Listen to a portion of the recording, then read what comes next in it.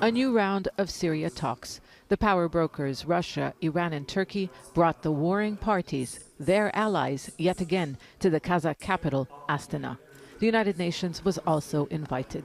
The Special Envoy Staffan de Mistura was hoping for a breakthrough in what is likely to be his last diplomatic mission before leaving office. But there was no deal on the formation of a UN Constitutional Committee. Russia's presidential envoy, Alexander Lavrentiev, said the issue of the committee is important and its creation is their goal. Moscow knows it won't get the backing of the West for its plans for post-war reconstruction and refugee returns if Damascus doesn't engage with the UN-led political process. The issues were thoroughly discussed. Yes, there was no deal, no formal announcement about the committee creation, but details are being discussed and this shows seriousness, and I'm optimistic there will be a solution.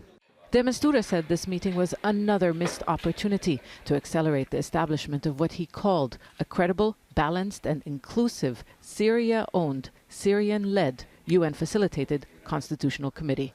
But he said he remains committed to facilitate further efforts.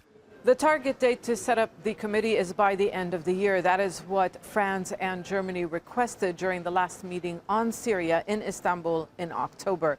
There are no longer calls for Syrian President Bashar al-Assad to step down. But the UN political process that involves a new constitution and free elections is about curtailing his powers and changing Syria's system of government.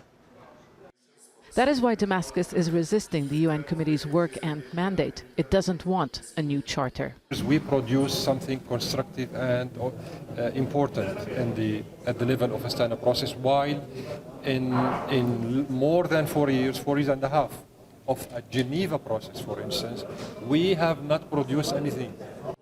The so-called Astana format is about undercutting and sidelining the UN, but Russia can't formalize the Syrian government's victory on the ground without the international community. That means Damascus will have to give up at least some political power.